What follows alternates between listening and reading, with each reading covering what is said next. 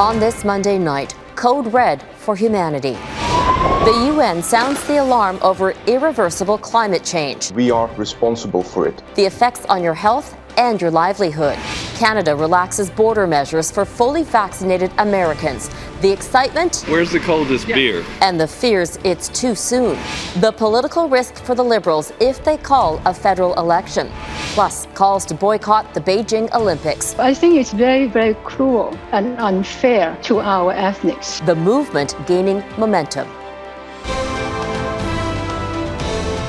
Global National with Donna Friesen.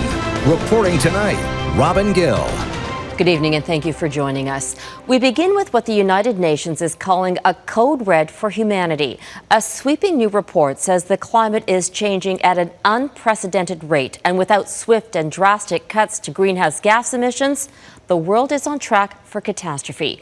The report from the International Panel on Climate Change involves the work of 234 scientists and more than 14,000 studies.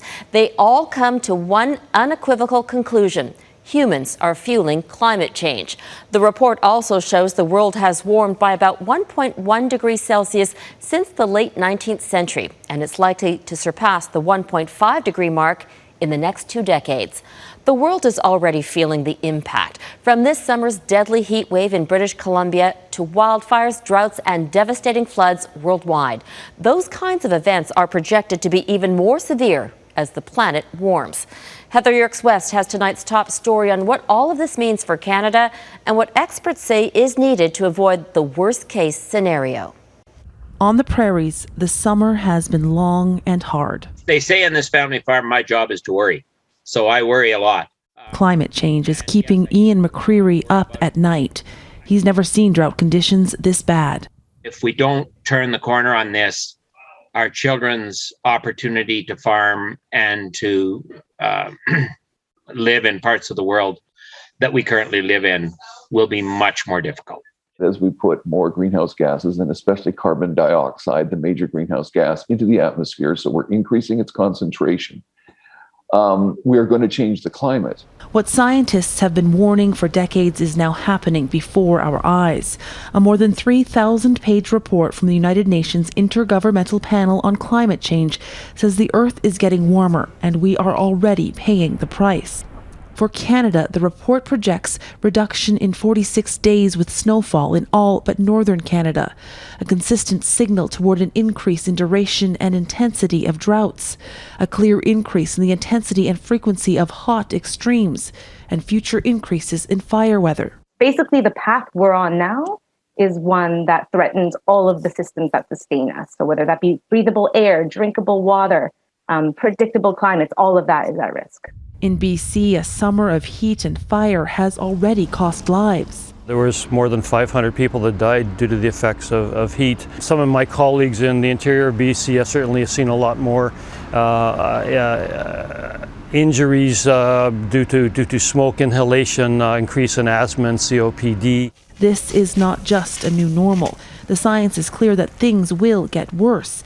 But how much worse depends on what happens now and whether countries like Canada can effectively lower the carbon emissions linked directly with climate change. I would say it's fair to say that that none of us are doing enough right now.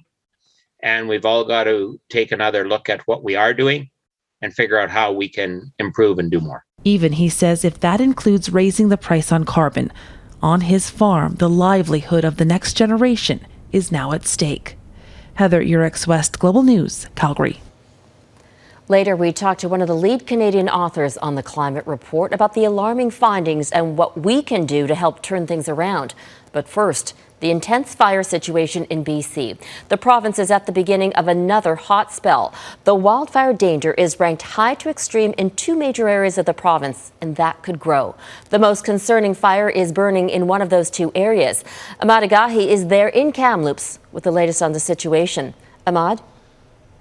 Well, after cooler temperatures over the weekend, BC wildfire crews are contending with another round of hot and dry conditions starting today in the province's southern interior, where perhaps this fire activity is at its peak and threatening to get worse, with winds returning this week as well. There are about 270 wildfires in BC burning right now.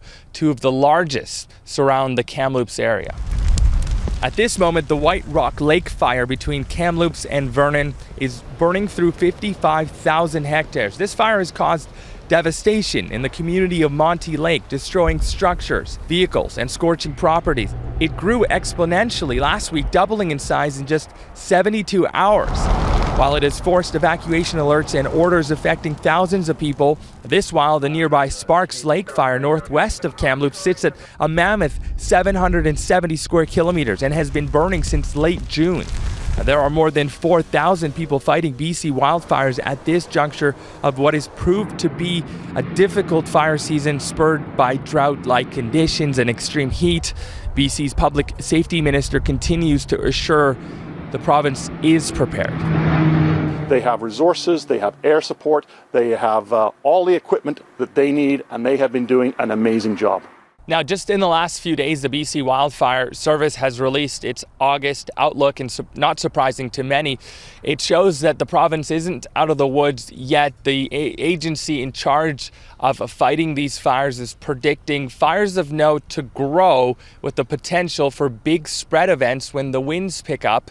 And the BC Wildfire Service is also expecting another month of above normal temperatures and below normal levels of precipitation.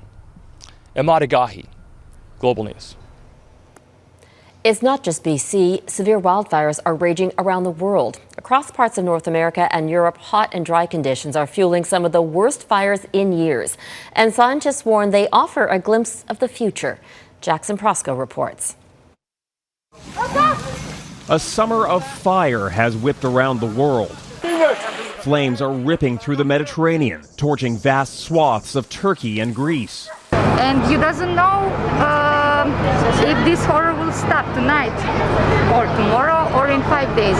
In Italy, the work of an arsonist quickly turned into a roaring wildfire. Humans may have lit the match, but tinder-dry conditions and high winds are the gasoline. I call it the perfect storm. We not only have the prolonged drought that's been occurring, but we also have extreme temperatures. And then add to that high winds, and that carries the fire. In California, the Dixie Fire is now the second largest in state history, scorching nearly 250,000 hectares and still only 20% contained. Entire towns have been wiped off the map. Just devastation, just killed me. No matter where the flames are burning, there are common themes. Terms like extreme fire behavior have become the norm. Cuts off. We're going to try to... At times, firefighters have been completely surrounded and, just like residents, forced to retreat. Even those spared direct flames face an apocalyptic landscape. Scientists are unequivocal that human-made climate change is to blame. The rise in temperatures and ensuing drought will create more extreme fire danger in the coming decades. 6 times more extreme events like this, fires and droughts, and the kind of conditions that lead to fires. There may be little humans can do but adapt by building away from forested areas and eliminating sources of ignition like power lines. Our warming world has left us few other options. Jackson Proskow, Global News, Washington. Travel from the United States to Canada is looking a little more normal. Border restrictions lifted today for fully vaccinated Americans who want to visit. The move couldn't come soon enough for loved ones separated for more than a year and businesses that rely on tourist dollars. But as Abigail Beeman reports, the U.S. is grappling with rising case counts, and that's raising concerns about the risk of spread. At the world's longest land border, long lines beat the sunrise. We reached here at 5:55 in the morning. For many reasons, many fully vaccinated Americans were eager to get into Canada on the first day possible. Worth the wait. We're going to our cottage. Just moving for school. Been almost 2 years. So grandparents, great-grandparents for the kids. They came by car, even by bike. After 1 year, I'm going to visit my family. And of course, by plane. I'm excited. I'm beyond emotional. Montrealer Nicole Brackett is seeing her parents for the first time in 2 years. We're ecstatic. It's been too long. It's been way too long. Where's the coldest beer? And while the opening may be long overdue for many, there are concerns as cases in the United States skyrocket, now topping 100,000 a day. Here's a look at the United States versus India. Canada just extended its ban on direct flights from India to September 21st. That was due to the Delta variant, which originated there, but Indian cases have since dropped off dramatically. To me, we're not ready for this widespread travel. This public health professor says rapid testing needs to be more accessible first, and she's worried about children with an increase in American pediatric COVID cases. We also have to make sure that this variant isn't just particularly hard on children. And to me, that question hasn't been fully answered yet. While Dr. Isaac Bogosh stresses vaccines are working, and while it's true a vaccinated person can still transmit the virus, it's less likely. If you're going to take a first step in opening the border, this would be an appropriate first step to do so. This is about as safe as it gets and as cautious as it gets. The government says it will be watching test positivity rates closely after this latest border reopening, stressing Americans still need to take one test before they arrive and another once they get here. September 7th is the date people from other countries are supposed to be allowed in. We'll see if the Delta variant changes anything. Abigail Beeman, Global News, Ottawa. Dozens of anti-vaccine protesters clashed with police in London when they attempted to storm what they seemed to think was a major BBC News building. A wall of officers guarded the doors while demonstrators tried pushing their way into the building. Demonstrators appear to be targeting the BBC, which they say promotes COVID-19 vaccines. But the BBC's news operation largely left the building nearly a decade ago. More than 25,000 new cases were reported in the UK today. In order to get into restaurants in France, people must now show a QR code proving they have either been vaccinated or received a recent negative test result. The virus pass will also be needed to travel long distance by train or bus or to visit a hospital or nursing home. Children under 12 are exempt. For the past 4 weekends, protests have taken place in France against the virus pass. Another province is joining Ottawa's $10 a day childcare plan, adding to the speculation of a federal election. Coming up, the potential liability for the Liberals if they call a vote.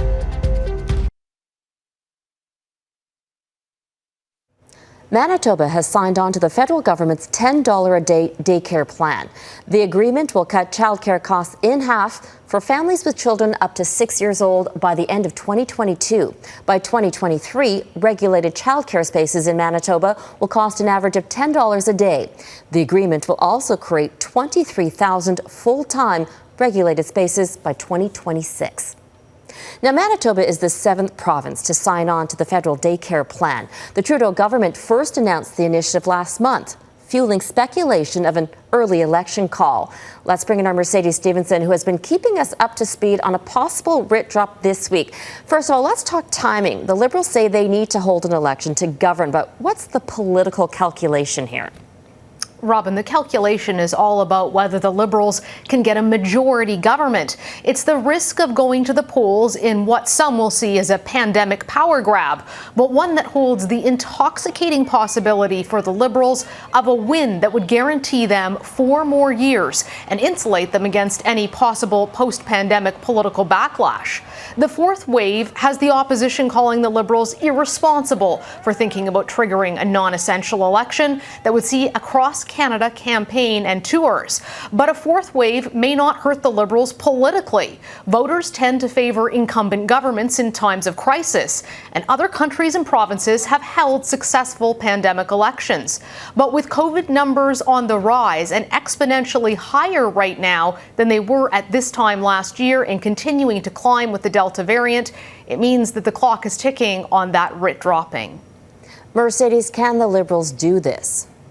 That's a question a lot of folks are asking, and the answer is yes. But it is highly unusual for a minority government to voluntarily take itself to the polls instead of losing to the opposition in a non-confidence vote in the House. There is a fixed election law that has created some confusion. It was introduced by Prime Minister Harper and largely designed to stop majority governments from abusing their power by calling snap elections. But experts say the law does not override the Constitution. which would allow for the Governor General only to refuse Trudeau's requests on two grounds: either a very recent election, say one that had taken place just a matter of months ago, or if there was another party or coalition ready to govern. Neither of those options appear to be on the table right now. At the end of the day, the cost of an early dissolution is going to be a political one, and it's a political risk that the Prime Minister has to run. This isn't a question of violating a law. So, can the Liberals call an election? Absolutely. Should they? Well, that question will be left up to voters. Robin? Mercedes Stevenson in Ottawa. Thanks, Mercedes. Still ahead, we talked to a climate expert on what the UN's grim warning means for our future.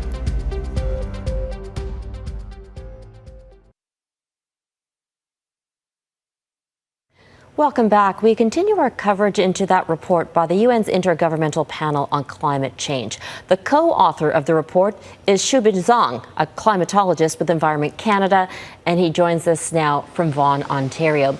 Dr. Zhang, the key finding is the world is warming at a pace that is unprecedented, and the evidence is obvious in the droughts and wildfires we're currently experiencing. In your report, you say it's only getting worse. Can you explain that and why this should be a wake-up call?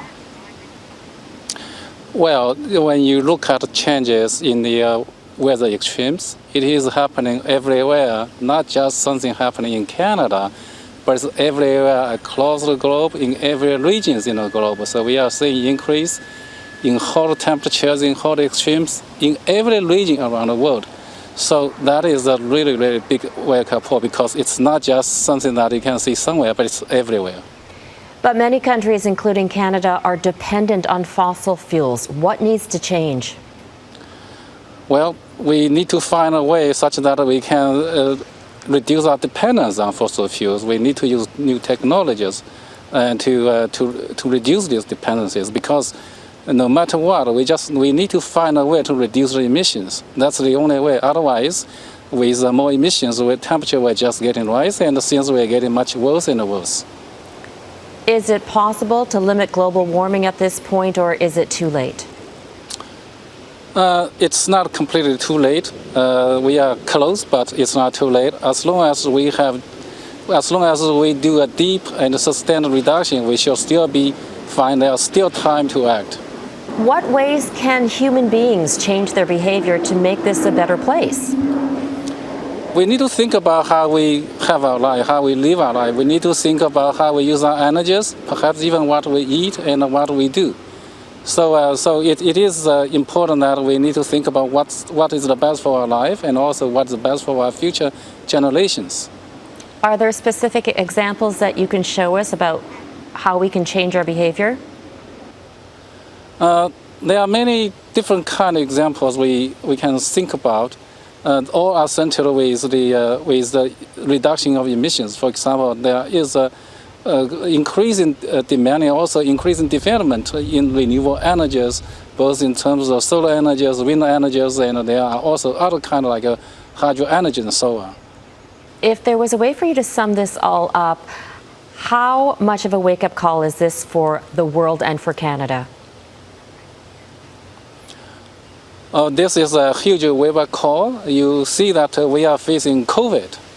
And in the past, nobody probably would think that COVID is really, the kind of magnitude of damage that this kind of disease can cause to us. But now, with the climate change, this is something perhaps several magnitudes bigger down the road. So this is a huge wake-up call. Dr. Zhang, thank you so much for your time. Thank you. Up next, boycotting Beijing, why some countries aren't eager for the next Olympics.